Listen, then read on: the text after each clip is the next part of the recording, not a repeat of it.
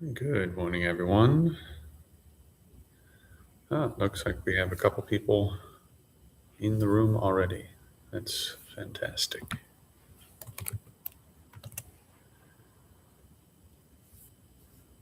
I'm assuming that's Nat and Alexandros. A couple more just hopped in.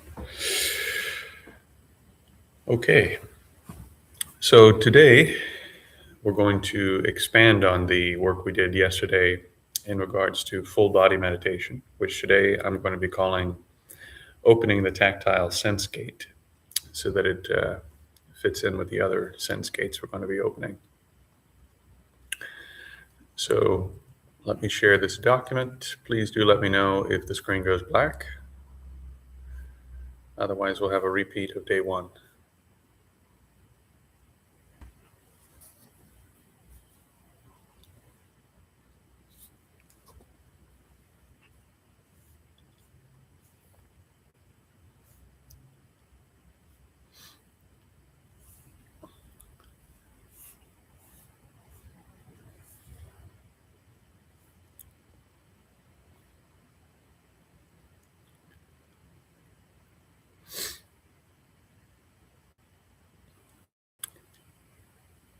All good. Fantastic.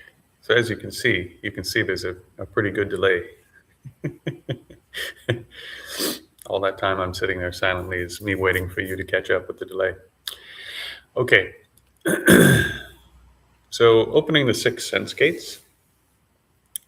So yesterday we did body scanning meditation, which was placing your mind on individual pieces of the body or chunks of the body, from the elbow to the hand, or from the shoulder to the hand, from the hip to the foot, or the whole torso, the whole neck, the whole skull, etc. We also did an approximation of a full body meditation by focusing on the 5 points and then trying to fill in the big pieces: left leg, right leg, left arm, right arm, torso, neck, skull. And then finally, after letting all those go, we scan the directions: front, back, left, right, up, down, and then let the mind open the tactile sense gate. In other words, we let the mind rest on the entire sphere of tactile experience in 6 directions. So we let the tactile consciousness simply exist in its own natural state. And the struggle changed from holding a particular object of meditation to not letting the mind zoom in on anything in particular and to simply rest in its natural condition. The natural condition of the mind, it has 2 fundamental properties. It's clear and knowing. Clear means that it's space-like or non-physical, and that it gives rise to experiences. Knowing means that it is aware, or it cognizes things, it knows things. So it has experiences of things, yes? So when we say by nature, what that means is those are the reductive properties if something is a mind, it has those reductive properties. Those are the most basic, or the ground level properties. You can add other properties, but those 2 must be there for something to be a mind. That's what I mean when I say nature.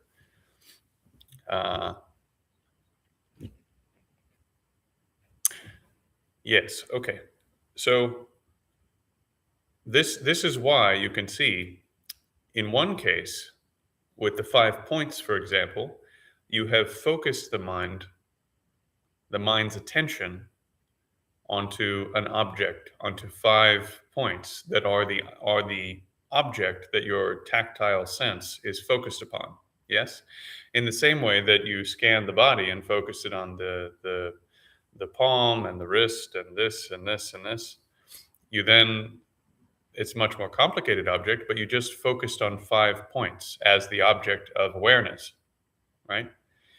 That is an active process in which your mind is is zooming in on some aspect of tactile experience within the wider sphere of available tactile experiences. So you took your intent and you aimed the mind at 5 particular things. So there's a big difference between that, as I described yesterday, and pulling your intent back and not aiming your tactile awareness at anything in particular, and simply resting or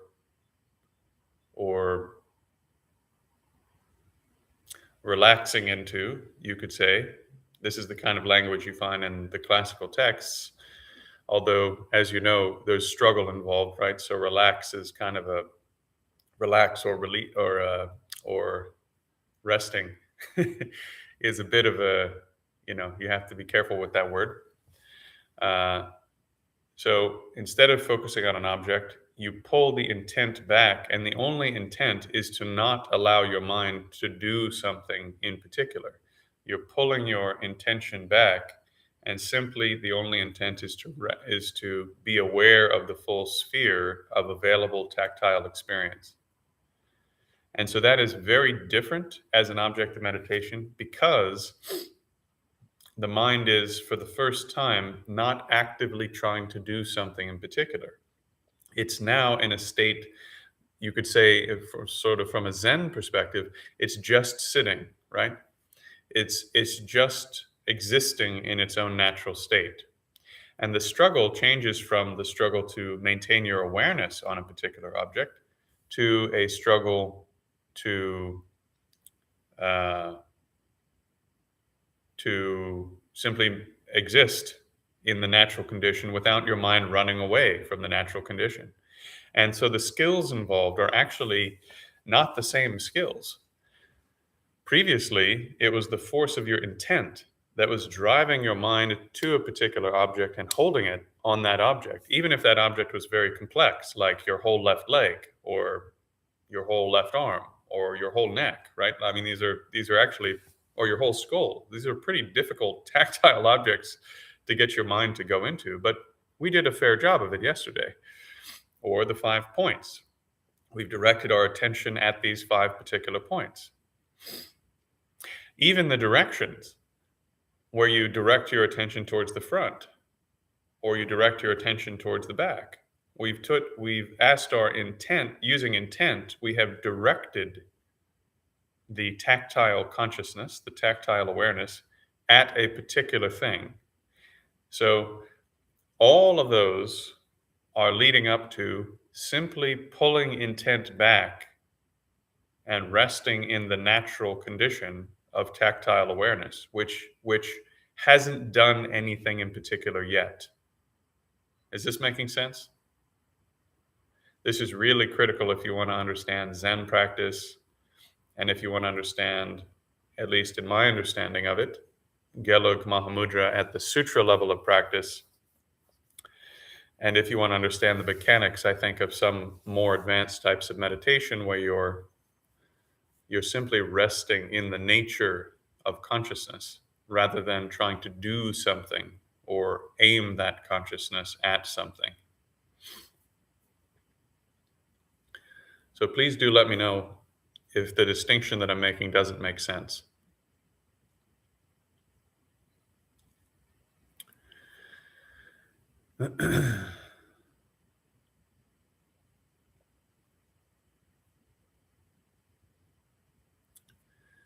Okay, got one positive feedback, a couple positive feedbacks. Okay, I will take that on board. Also, just as a side note, sense even, yeah.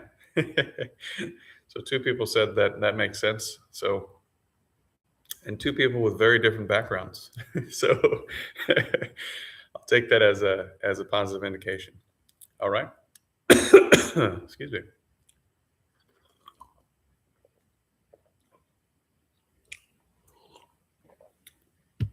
Okay, so where do we go from here? So just to explain the rationale for why I've put these practices in this order one more time.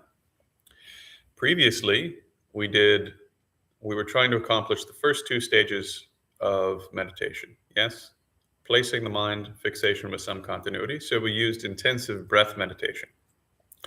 And as you've noticed, even as we get into more difficult forms of practice, we keep coming back to it just to sort of set the mind's intent up to be more forceful, more powerful. We do a little bit of breath meditation and then get into more difficult practices. Yes?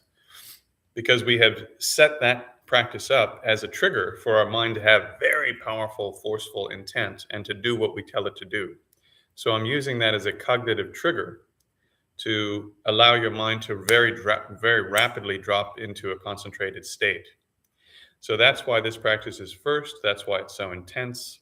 And you don't just give it up once you move on to more advanced practices. Use it as a tool to help you get into a meditative state more quickly. Because once again, we're city-dwelling lay people. We don't have infinite time in our day, so we need to get maximum quality out of our sessions, not just maximum quantity. Okay.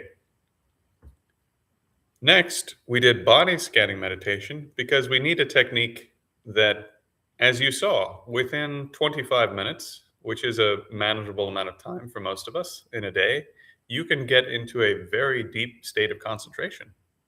And that the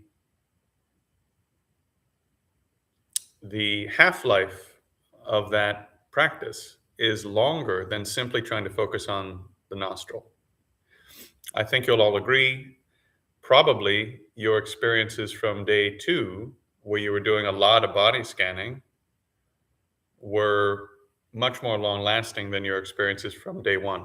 Now, part of that has to do with having already been in retreat for a day, but part of it has to do with the fact that when you're working with at the level of the body and the energy system, and you're asking those to be calm, that calmness carries over even when you're not actively mentally doing something. And therefore, that ability to have stability in your mind carries over from session to session more easily. So Foundation 2 is aimed at helping us achieve fixation with some continuity, and whatever the fourth one is called, because I always forget. Continuous fixation, or whatever it is. So furthermore, since you may be transitioning at times in those sessions to the 5th level of concentration, you need a solution for laxity, where the mind starts to sink and, you might say, become sort of bored, become a bit dull, and doing analytic, non-conceptual analysis tends to keep the mind more bright. So body scanning also tends to keep the mind bright and fresh, and therefore we've overcome the 2 first major problems that you would have in meditation. So that brings us up to body scanning, and then full body meditation. Now we're making the transition from simply training in concentration to also becoming aware of the fundamental nature of your own consciousness. And this is where things start to get more interesting, start to get a little weird, even, you might say, where the way you talk about things gets a little bit strange. Because as one student mentioned yesterday, and others on other occasions, my goodness, when you start getting a taste of what consciousness is actually like, it's not what they taught you in school.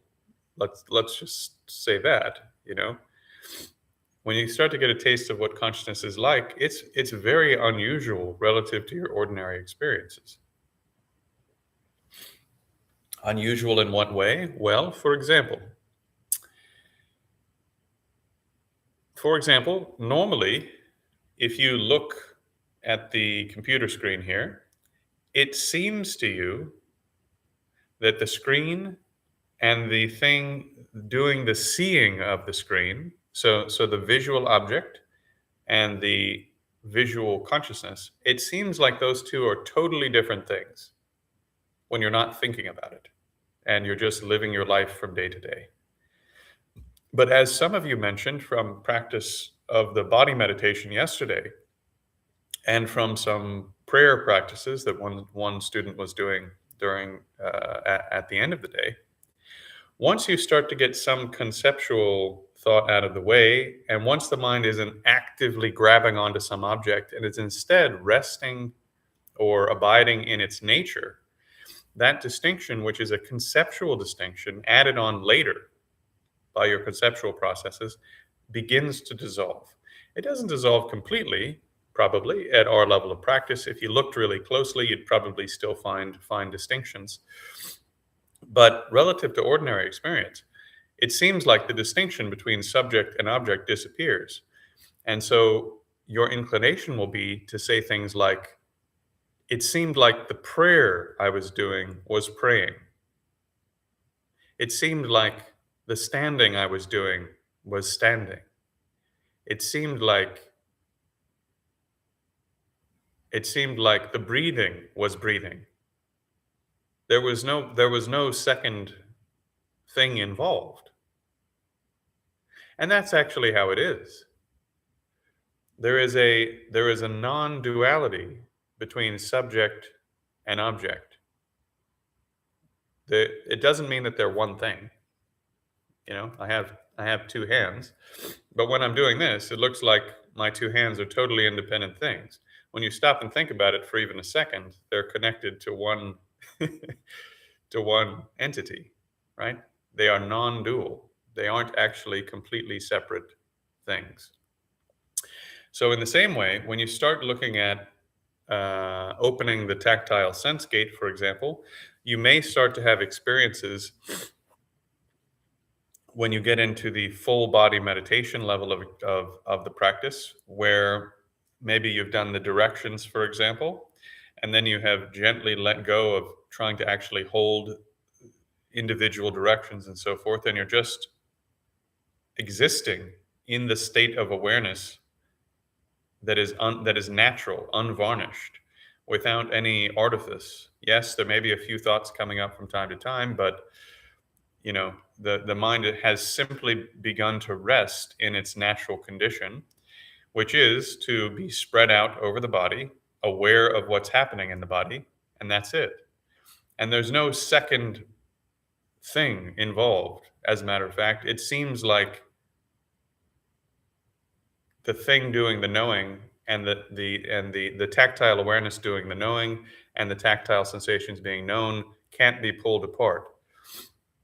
And so this is where you start talking about non-duality, because you can't pull these things apart. It seems like you are that thing during that concentration, during that state of concentration. It seems like you are that thing, right?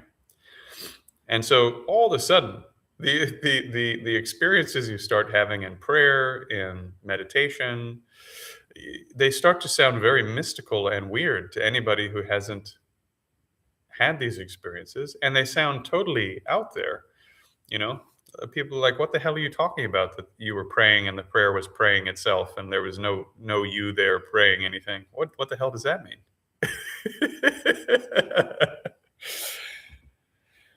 So it's really, really, really important on the one hand to recognize that those are valid experiences and that they are giving you a really important insight into the nature of consciousness, but you don't want to overblow them into thinking, oh yes, now I'm this great saint because I can do all this. If the average person within a couple of years can be taught how to do this, then you shouldn't think that doing this makes you a saint of some kind. So I don't want to play them down, because these are actually rare experiences. Most people never have these experiences, or only have them in what we would call in Western psychology peak experiences of life, peak experience, or occasionally in what are called flow states. Yeah, and now you're seeing somebody in the chat mention that, yes, now I can understand how embarrassment becomes more of a hurdle when you gain more meditative experience, because you can't talk about these things with other people and sound normal. They don't know what you're talking about. And quite often also, other people will, if you describe those things to them, because they don't know what they are, they will exaggerate them back to you. They go, "Oh, wow, that's like really incredible. That's like what the mystical texts on this talk about." And you're like, "Nah." you know, that's just part of the process of becoming aware of what consciousness is like. That's just the beginning, according to my teachers. This is just the start. There are people who, through training in this, exist in that condition. That's how their mind is when they wake up on a Tuesday morning to have coffee. So this is the start. We're just getting a little taste. Once you've accomplished the ability to do that for long periods of time, then the masters say, then there's stuff you do with it. Then there's investigations you do in that condition. My goodness. So I don't want to play it down, but I also don't want to play it up. You know, Like, it's valid experience. It's important experience. It will inspire your practice. It feels incredible, but you also don't want to start to think that, oh wow, I'm so special now. And you don't want to chase it, because if you chase it and try to make it happen, think about the meditative technology that we're working with, right? Previously, when you didn't know that this state existed, where you could just have a non-dual experience of the tactile mind and tactile experience, and experience that incredible bliss of non-duality, when you didn't know that was a possibility, and you were just following the instructions I was providing, for example, you ended up in that condition because the mind wasn't trying to grab on to something. However, if you start your session and part of your mind over here is thinking about the previous experience, and it's going, I want that. I'm going to do everything I can to get this previous experience I had. Then because you have now formed an intent that is aimed at some past experience, and it's also really busy trying to grab onto some future experience, obviously, obviously it won't be able to rest in the natural condition that you're trying to gain access to. So you have to be very careful about trying to just follow the instructions once again if you want to re-attain or regain these experiences. Okay, so let us now carry on with a little bit of description of opening the other sense gates. So we had hopefully all of us have had some experience from yesterday of opening the tactile sense gate to some degree. Today, we're going to try to open the other 5 sense gates. And yes, I did say 5. There are 6 senses in Buddhism, the 5 external senses, and then consciousness itself. As I described before, each sense has its own unique objects. I don't need to go through those again. But I will mention that consciousness, for example, if you visualize an apple, as I mentioned before, and then you try to grab that apple with your hand, nothing happens, because the apple you're visualizing is a unique object for consciousness. Okay? So consciousness, just like your other sensory organs, has unique objects that can't be cognized or known by your other 5 senses. If you were wondering how clairvoyance and so forth works, this is also how clairvoyance works according to Buddhism. Mind, consciousness, the consciousness sense isn't actually limited by being stuck inside your body in the same way as your 5 external senses. And so with sufficient training, in particular in concentration, they say that clairvoyance can increase and become more stable. But that's neither here nor there. Well, actually, it is kind of here or there. I will mention this. There are people in my community who have gone into retreat for 3 months or 6 months or a year for training and concentration, and they have recalled past lives, for example. And these are like modern, relatively normal people, and they have gained clairvoyance to the point where this is kind of funny, actually. One meditator was he was doing his practice in, I think outside Kopan Monastery, which is associated with FPMT, and he started being able to know what the meditators in the other huts around his were thinking, and he was telling his attendant about it. Anyways, this is not just some this is not just some historical weird thing you find in old Buddhist texts. This is something that still happens, and it's considered very ordinary, and it's also considered not particularly extraordinary or spiritually important. It's just something that they're like, yeah, sort of like when you wake up in the morning and your hair is all to one side. It's like, yeah, when you fall asleep, sometimes your hair sticks out to the side. That's kind of how they talk about it when you talk to the hardcore meditator guys. They're like, yeah, you do some meditation and you remember past lives. It's just something that happens. It's like a side effect. Okay. So meditative competencies. What are the cognitive skills we're gaining here? So we're learning how to have a direct, non-conceptual awareness of all of the evident components that make up our being. At the same time, we're deepening concentration. Using these techniques, you can carry on to attain full calm abiding. So as I described before, you can use just sitting style practices, which I would put all of these into a just sitting style practice. An intentionless practice where you're pulling intent back and resting in the nature of one of your consciousnesses.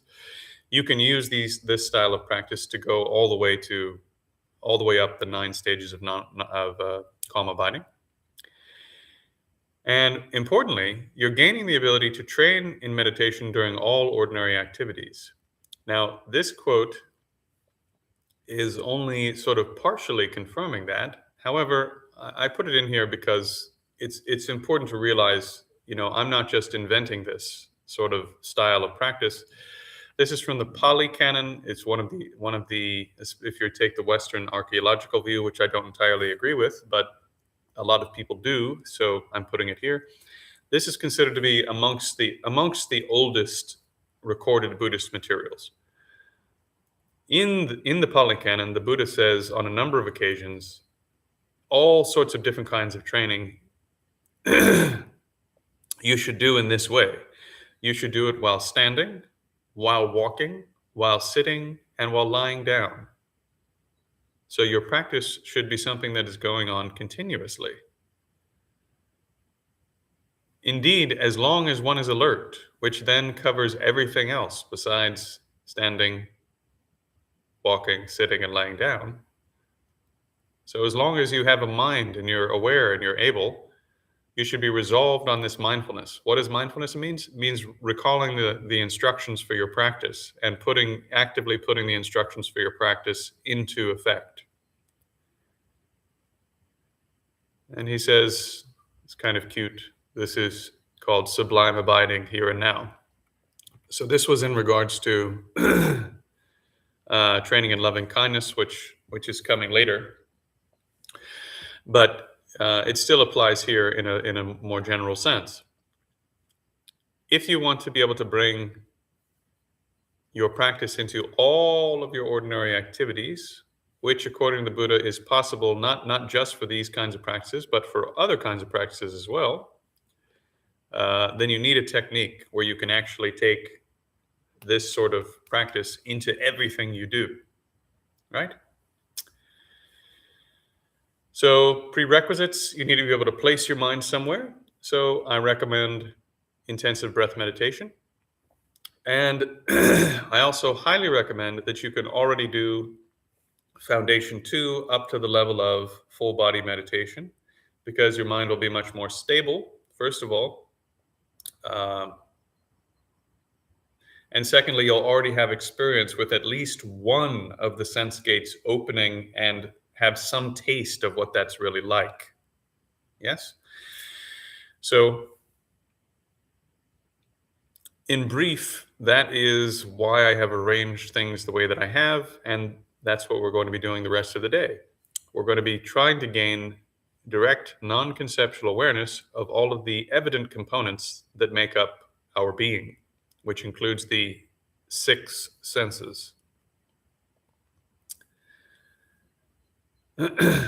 As with body scanning meditation, I'm going to scan each of the sense gates so that you can open each sense gate and then rest on it. And I will say ahead of time that the way of scanning, according to one of my teachers, you don't want to get too strange and precious about it.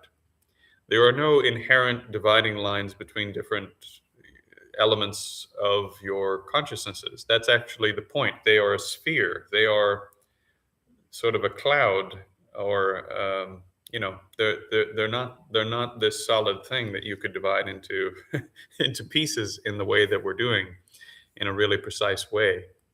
I mean, you could do that, I suppose, if you had some reason to do it, but there are no inherent pieces to it.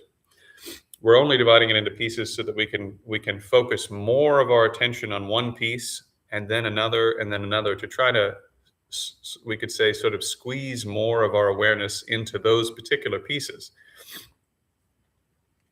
And then we rest the awareness, as we did with full body meditation, until we have the full awareness of that consciousness. And then we just rest the mind, or hold the mind in that, what is actually just the natural state of being for that consciousness, when that consciousness is not focused on one particular thing. So I wouldn't be surprised, especially since this is day 4, if some of you have more interesting experiences today. I hope you do, because I'd love for you all to have a taste of abiding on the nature of your various consciousnesses today. This is optional, but just to get myself set up and you set up for the rest of the day.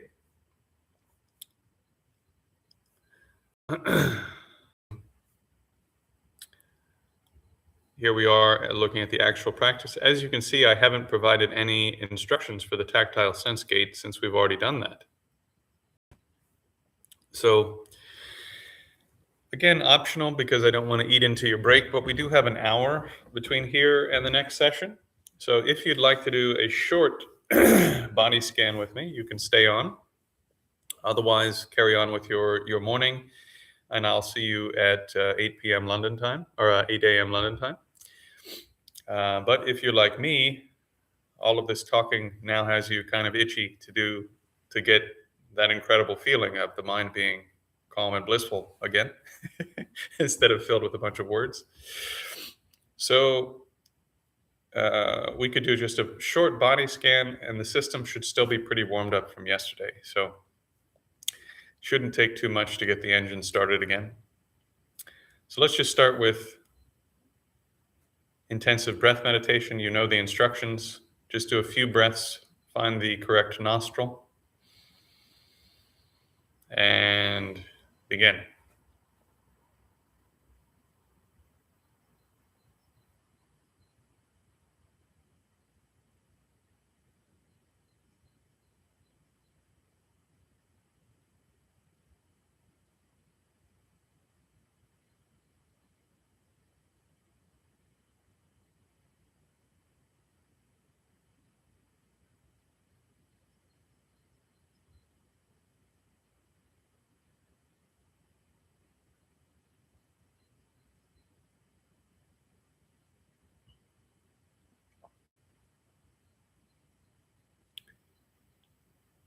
Now take your mind, move it to your right foot, right ankle, lower part of your right calf, upper, your knee, lower part of the right thigh, upper, into the right hip,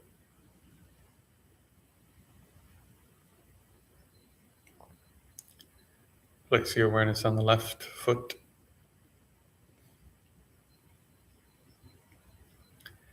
left ankle, lower part of the left calf, upper,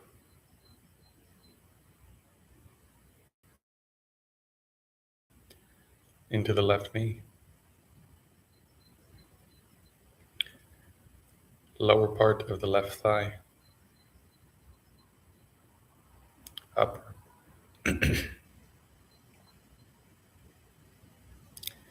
into the left hip,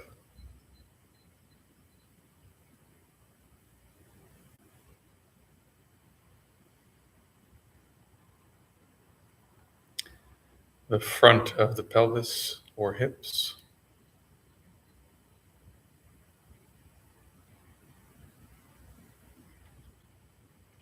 the back of the pelvis, hips, including the buttocks,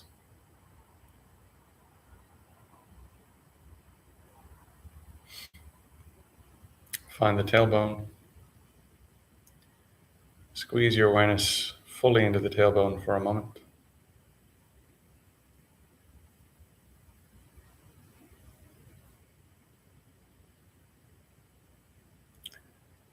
Relax that awareness slightly. Find the anus, perineum,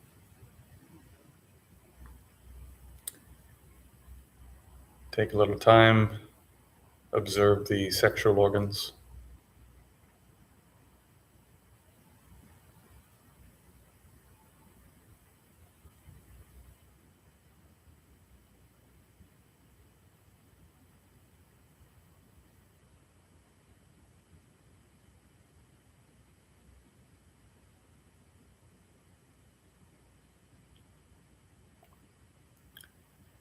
Move your awareness up now to the waist belt,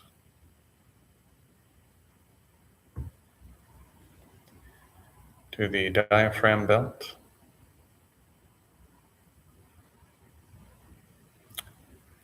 to the upper chest belt,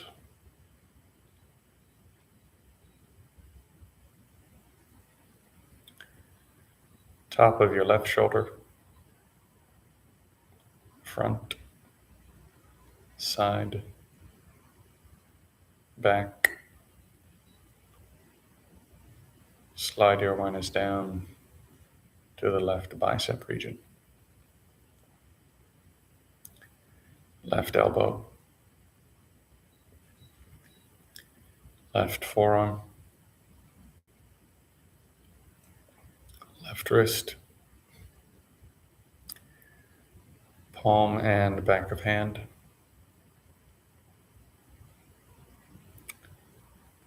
thumb,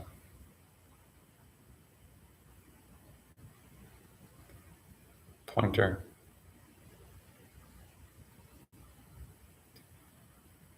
middle, ring, pinky.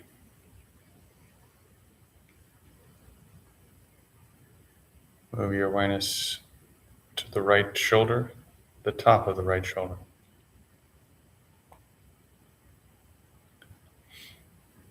Front, side, back, bicep, elbow, forearm, wrist, palm and back of hand, thumb,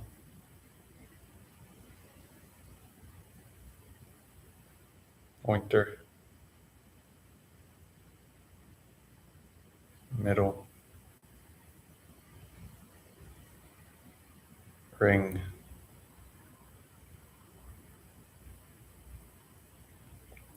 pinky, bottom third of your neck,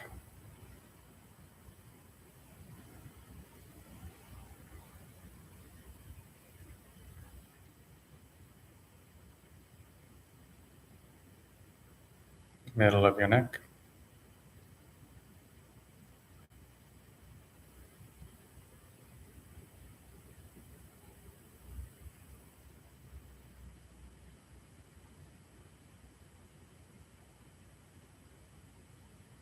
top of your neck.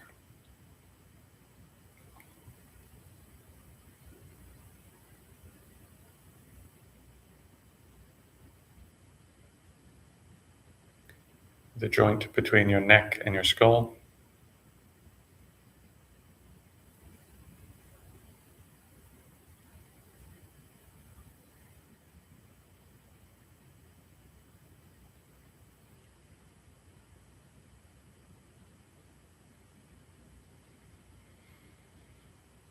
Back of your scalp.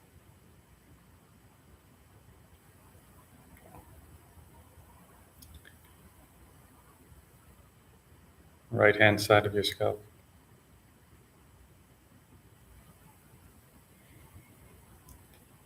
Left hand side of your scalp.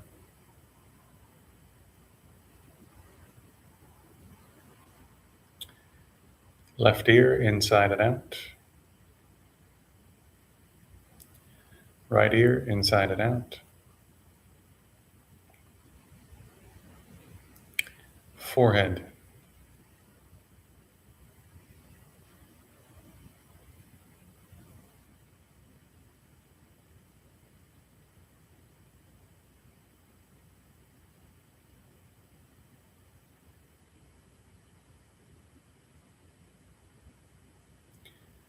Left, left eyebrow and eye. Right eyebrow and eye. Left nostril inside and out. Right nostril inside and out. Left cheek. Right cheek. Chin.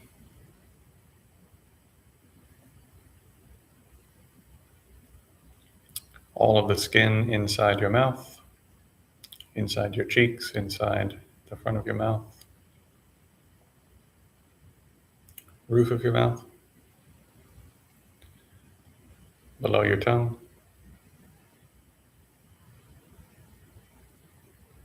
very quickly, each of your teeth,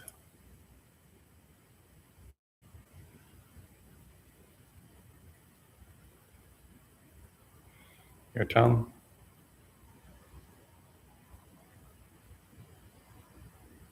your throat,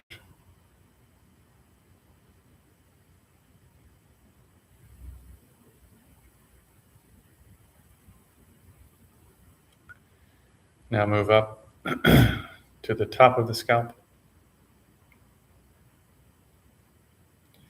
Find the most sensitive point. Stretch your awareness down to the fingertips on both sides. Without losing those 3 points, stretch your awareness down to the toe tips on both sides. Hold the 5 points.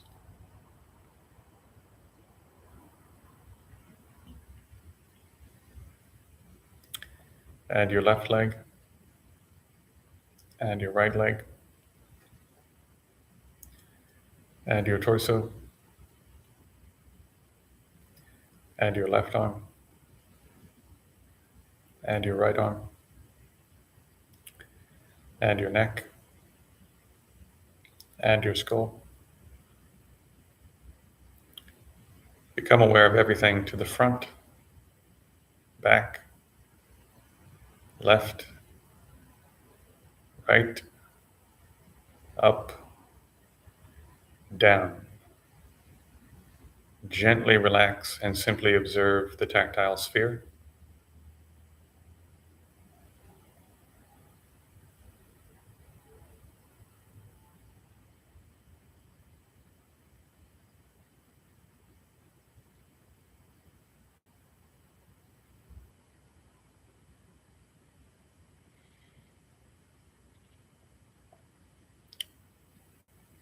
Okay. 45 minutes until our next session. Just try to maintain, if not that full awareness, just a bit of awareness to prime the mind for the next session. Okay? And we'll get into some actual practice at 8 o'clock.